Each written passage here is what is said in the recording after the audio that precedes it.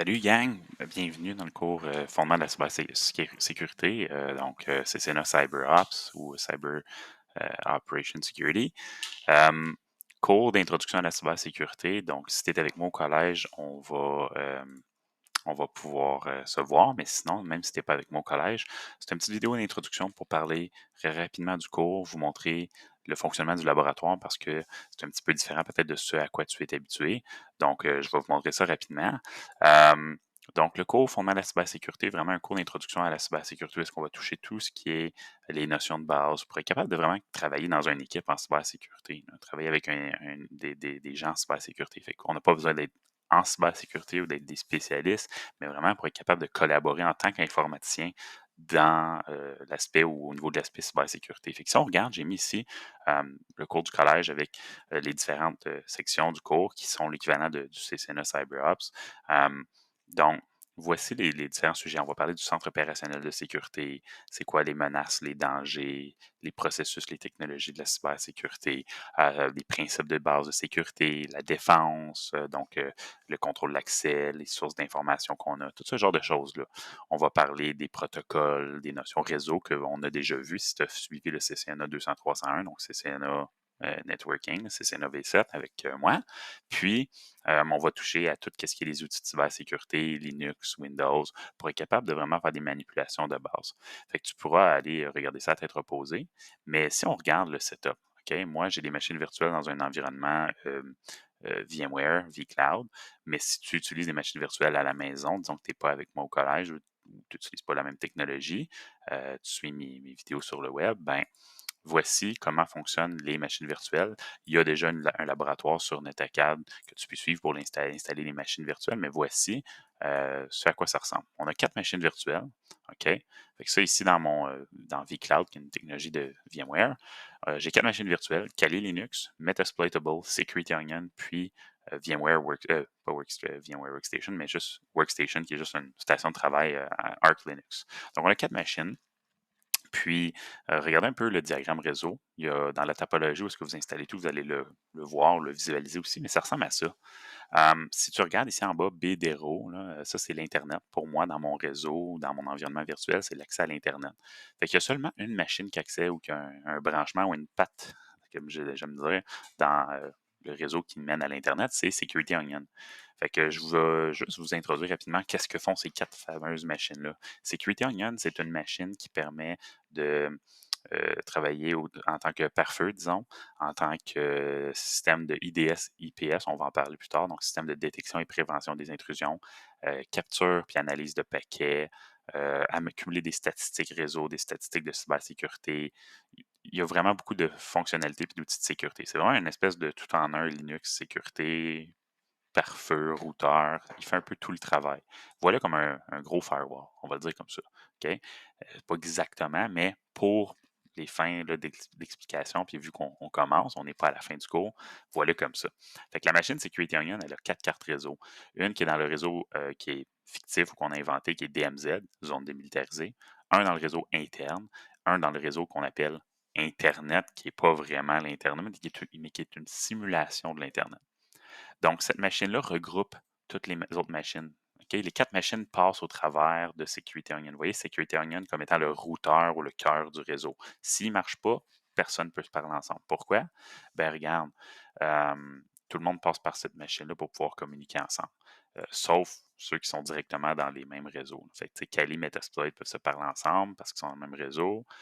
Metasploit peut parler à Security Onion parce qu'ils sont dans le même réseau. Sinon, Workstation et Security Onion peuvent se parler ensemble. Mais autre que ces 2 machines-là, il n'y a personne qui peut parler ensemble parce qu'ils sont tous dans différents réseaux. Ils doivent passer par Security Onion qui fait le routage, le pare-feu, qui accumule les alertes, ces choses-là. Fait que mon point, ce que j'essaie de dire aujourd'hui, c'est Security Onion, c'est comme un morceau très important. Même si on ne l'utilisera pas tout le temps, toutes les semaines, dans tous les exercices, tu dois l'avoir allumé en tout le temps. Si tu es au collège avec moi, on le dit dans tous les cours. On dit, là, moi, ou vos profs en laboratoire, on dit quand que tu veux partir ton lab, allume ta machine Security Onion, allume les machines que tu as besoin de travailler avec. Si dans le laboratoire aujourd'hui, tu as juste besoin de Kali, juste Workstation, juste Metasploitable, allume Security Onion, sinon tu n'auras pas accès à l'Internet, tu n'auras pas accès à pigner ou à communiquer avec les autres appareils, et ainsi de suite.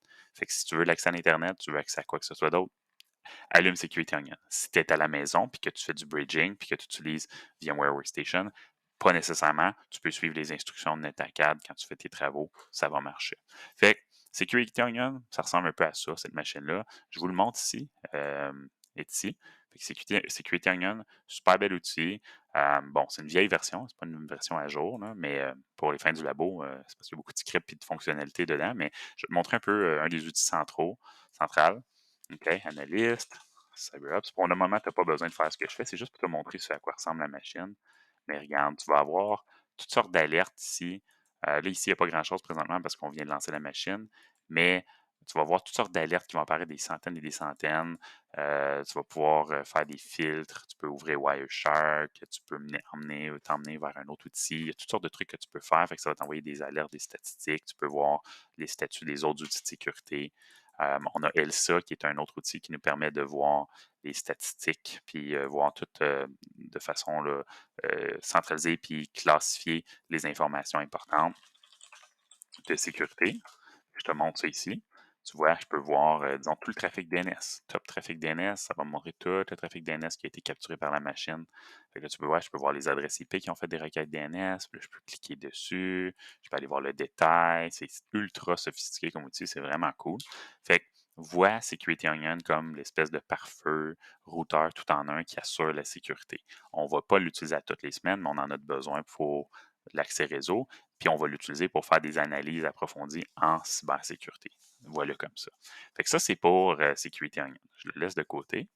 On le minimise. Si tu veux voir son adresse IP, ben, c'est du Linux, ifconfig. On peut voir toutes ses adresses IP. Fait que tu vois, dans le réseau interne 192.168.0.1, 209.165.200.226 sur Internet, 209.165.201.21 pour DMZ, 172.0.255.66, ça c'est mon accès à l'Internet à moi. C'est vraiment ce qui mène à l'Internet, pas le réseau Internet qui est falsifié. Fait que je peux voir mes cartes réseau. Vous devriez avoir les mêmes adresses sur vos machines, sauf pour ce qui vous mène à l'accès à l'Internet. Si vous n'utilisez pas le vCloud, vous n'aurez pas la même adresse, logiquement. Fait que ça, c'est pour Security Onion. Allons voir maintenant euh, Workstation. Workstation, je l'ai ici. Petite machine Arch Linux. Ne fait pas grand-chose dans la vie. Ça va être notre machine qui va nous servir quand on fait des laboratoires qui ne nécessitent pas d'interaction, d'attaque ou d'interaction entre des machines. Fait que si on veut juste aller sur l'Internet faire des tests ou rouvrir une capture Wireshark ou faire des trucs de cybersécurité ou de Linux qui peuvent être faits sur une machine individuelle. Fait que, comme j'ai dit, genre faire des tests réseau, analyser du trafic, faire un test ou des connexions vers des sites web ou faire des recherches sur le web pour être plus sécuritaire, c'est notre machine de tous les jours. C'est notre go-to que j'appelle. C'est la machine de tous les jours juste pour faire des tests, faire du travail ordinaire. Elle n'est pas pertinente dans la topologie pour des communications vers d'autres machines. On ne fera pas des attaques avec elle, elle ne sera pas victime d'une attaque. Elle va être vraiment comme notre machine, outil pour faire des tâches ingrates et des tâches ordinaires. OK? Voilà comme ça. Fait que vraiment ordinaire comme machine Linux. Tu vas avoir une adresse IP qui va être 192.168.0.11 normalement, qui est dans le réseau local inside. Pas trop compliqué. Fait que ça, je le laisse là. Tu as Firefox dessus d'installer. Tu as une interface graphique naturellement, tout ça. Maintenant, les deux dernières machines, les plus intéressantes, on va dire ça comme ça, sont ici, je te les montre. On a Kali Linux puis Metasploitable. Kali Linux, si tu regardes la topologie, Kali Linux est comme dans le réseau Internet simulé. Cette machine-là, Kali Linux, c'est une machine de sécurité offensive qu'on utilise dans l'industrie beaucoup. Ça nous permet de faire des cyberattaques, faire des tests de vulnérabilité, faire des scans hein, ou des balayages avec des outils de sécurité. Il y a énormément d'outils et de fonctionnalités offertes avec Kali Linux. Si je regarde, OK, tu vois, cueillette d'informations, analyse de vulnérabilité, analyse des applications web, des outils pour tout ce qui est vulnérabilité puis attaque de base de données, attaque de mots de passe, sans fil, reniflage de paquets, fait que Wireshark, tous ces genres d'outils-là. Forensic, donc rétro-ingénierie ou analyse d'un cyberincident, OK, des outils de reporting ou de pouvoir produire des rapports de cybersécurité. Fait qu'il y a vraiment beaucoup de choses. Ce qu'on va le plus utiliser, très honnêtement, ça va être Metasploit, OK, ou MSF Console. Là, ça ne marchera pas. Là. Je ne l'ai pas initialisé. Mais MSF Console, je vais te montrer à quoi ça a l'air, là. Je vais le lancer, même s'il n'est pas prêt. Il faut l'initialiser, il faut aller activer la base de données. Metasploit ou MSF Console, c'est l'outil qui nous permet de faire des cyberattaques. C'est un outil quand même assez bien construit, simple. Il y en a beaucoup d'autres. C'est un cours d'introduction, mais c'est un outil qui nous permet de faire des scans, accumuler des statistiques puis des informations sur les machines qu'on veut tenter d'attaquer, lancer des exploits, prendre contrôle d'une machine. On peut faire des trucs quand même cool avec cet outil-là. C'est sûr que, mettre exemple, quelqu'un comme moi ou un professionnel qui fait ça de sa carrière, c'est pas l'outil que tu vas utiliser le plus. C'en est un qu'on utilise, mais c'est pas, c'est un outil pour l'introduction, pour apprendre. C'est un bon petit outil, mais il n'y a pas juste ça dans la vie. OK? C'est pas l'outil ultime, on va dire ça comme ça. Fait qu'il y a plein d'outils, mais ça va être notre machine pour faire des attaques. Euh, c'est la machine qu'on va utiliser quand on veut simuler des attaques. Pourquoi?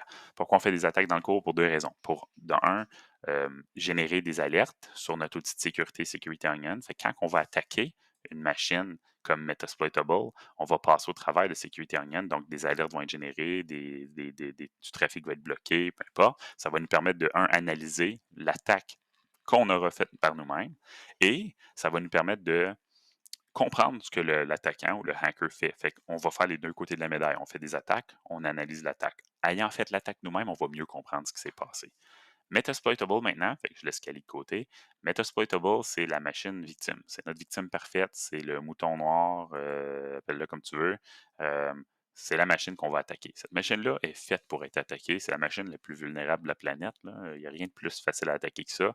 Il y a énormément de ports, puis de services ouverts, puis des protocoles qui ont été stimulés pour être vulnérables. Fait qu'on peut faire toutes sortes d'attaques sur cette machine-là. C'est une machine faite pour être attaquée. Fait qu'elle sert à rien, cette machine-là, sauf à être victime de notre machine attaquante. Fait que souvent, on va faire des attaques de Kali vers Metasploitable, puis on va pouvoir analyser l'incident avec Security Onion. Fait que une machine pour attaquer, une machine pour être attaquée, un outil ou un routeur par feu tout en un qui permet d'analyser les incidents et les informations de cybersécurité comme on ferait dans un centre opérationnel, puis une machine pour les tâches ingrates de tous les jours. Fait que ça ressemble à ça le setup. Euh, Fais-moi signe si tu as d'autres questions ou laisse un commentaire s'il y a des trucs que je peux faire pour t'aider. Sinon, on se retrouve dans une prochaine vidéo où est-ce qu'on va commencer à faire des labos puis à entrer dans le vif du sujet, gang.